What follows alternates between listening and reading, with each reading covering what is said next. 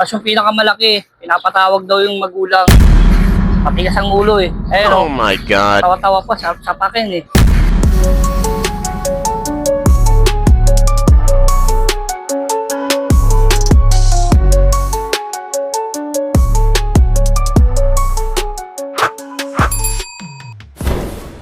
So guys, papasok ang mga chupal na bata.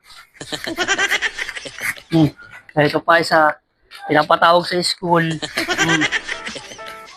Tignan nyo kung gaano sila kaharot oh. Mga tupal to eh. Vlog ka naman eh. Magbulag ka din. Oh yun, nag-vlog ka eh.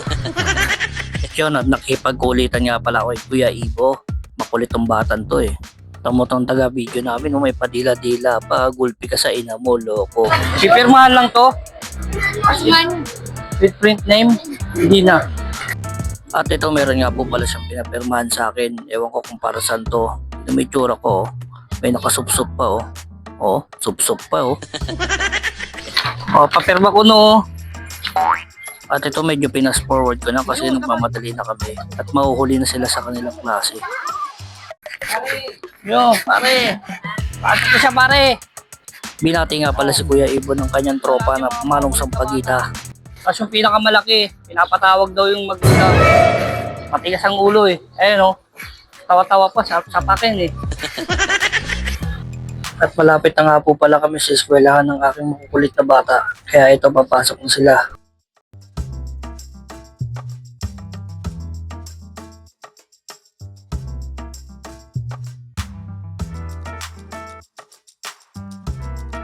At ito, magbababay na nga po pala sila. Babay mga makukulit. At ngayon, ikaw naman. Humanda ka ngayon. Tawa-tawa ka pa ha. Siya naman ang ihahatid ko kasi meron siyang may atraso sa teacher. Pinapatawag yung magulang. Tupal eh. Tupal ka ba? Makulit sum eh. Wala yung eskwelahan nito, nabotas pa. Dito kami sa Caloocan. Wisit to eh. At ito, nag-aabang na nga pala kami ng masasakyan namin jeep. Yan, pinapakaway niya ako sa vlog. Niya kaway daw sa vlog. Ito na nga pala yung jeep. Sumakay na kami sa unahan. Yan, dalawa kami sa unahan. Sumakay na kami sa jeep. Oh, sakay ka doon. Shoutout ka nga po pala sa nanay nito. Tingnan po yung suot niya. Alam mo, talaga, totoo eh. Alam mo. Yari ka ngayon. At ito, binabaybay na namin pala papuntang Sangandaan. Pinas forward ko na para hindi na masyado mahaba ang video na ito. Pagbaba nga pala namin, nakalimutan ko pa magbayad sa driver kaya binayaran ko pa rin siya. Pilay-pilay. O, sige. Skateboard pa. Ano? Papala mo si skateboard.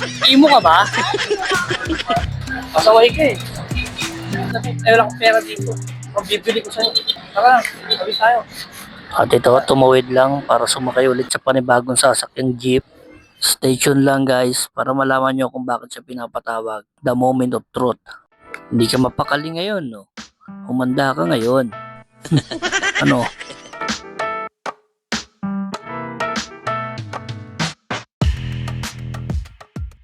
Okay guys, dito na tayo sa eskwela ni Era sa Nabotas. The moment of truth. Bakit pinapatawag ang kanyang magulang? The moment of truth. Ay, mga tropa pismo. At nagawa pa nga po pala niya makipagtsikahan dito sa mga tropa pits niya. Yan, yan. Tingnan yung mga tropa pits niya. Oo. Chika pa more.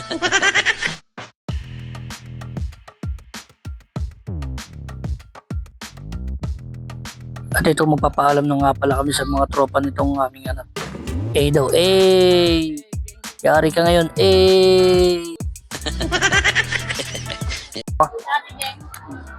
Guys, andito na kami sa school ni Era. The moment of truth. Bakit pinapatawag ang magulang? Ikaw muna dyan, bago ka gulpin ng nanay mo.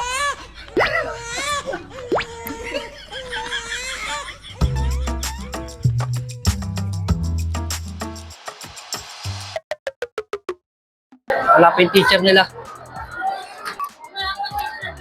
Maghihintay pa ako dito.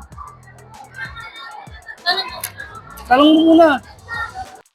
At ito, hindi na siya mapakali. Nag-iisip na siya kung anong sasabihin niya. Ito nga pala ang Nabotas Complex, di ba? Napakalaki dyan. Ito, naghahanap na siya ng kasabwat niya, kung anong sasabihin, kanino hiram ng notebook. Yan, ano, tingin-tingin, tawa-tawa ka pa dyan, tsampaling kita eh. Isip ka ng dahilan mo, boy. Ha? May dahilan ka? Okay, sige. The moment of truth later. Malalaman natin yan.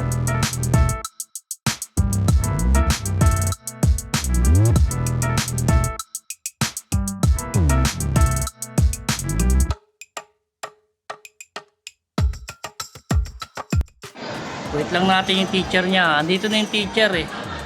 May kinuha lang. Isip ka na ng dahilan mo, boy. Ano iniisip mo? Ha? Notebook?